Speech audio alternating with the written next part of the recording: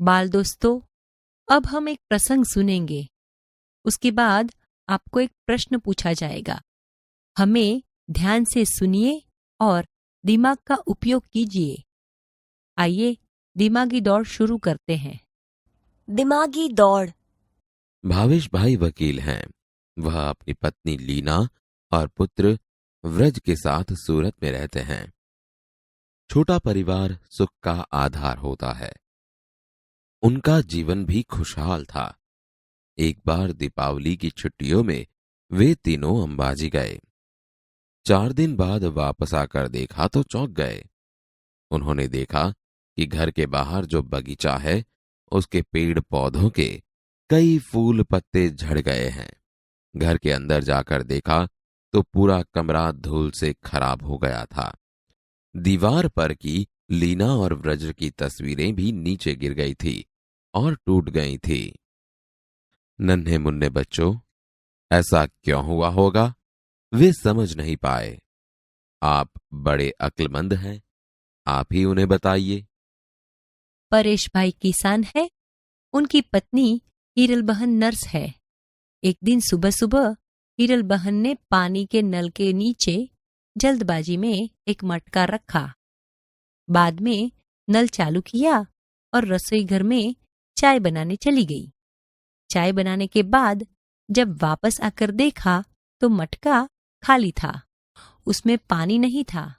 हीरल बहन अपने आप पर हंसने लगी। मेरे समझदार दोस्त, अब आप ही बताइए कि ऐसा क्यों हुआ होगा? सेजल 2 गमले लाई।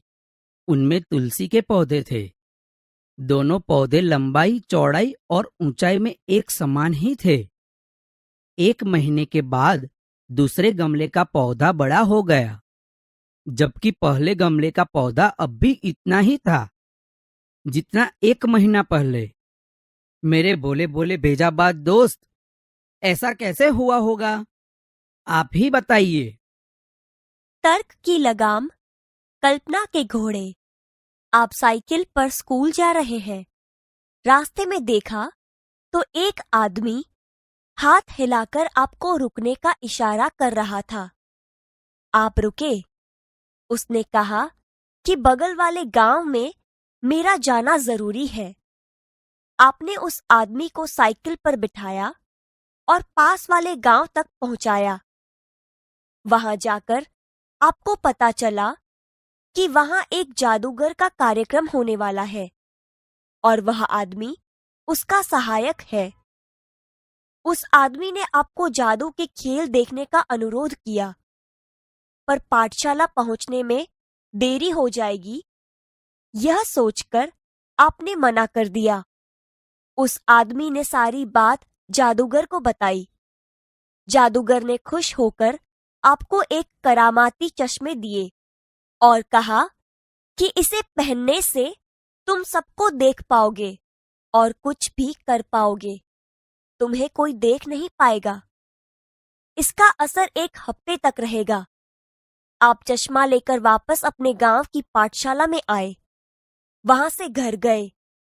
दूसरे रोज नहा धोकर आईने के सामने आपने चश्मे पहने।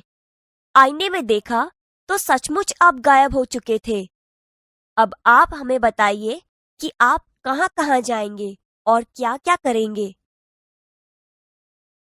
पूरे दिन की पढ़ाई और खेल कूद के बाद रात को आपकी आंख लग गई। नींद में आपने एक सपना देखा। आप घूमते घूमते बहुत दूर निकल गए।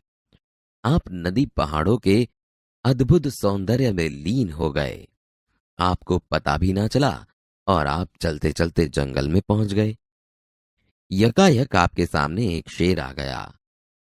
शेर को देखकर आपको होश आया। आप घबरा गए। मारे डर के आंखें बंद कर दी। आपने ईश्वर को याद किया और कहा, काश मेरे पास पंछी की तरह पंख होते तो। तभी चमत्कार हुआ और आपके हाथ की जगह पंख उग आए। आप उड़कर वापस घर आए। आप बड़े खुश थे।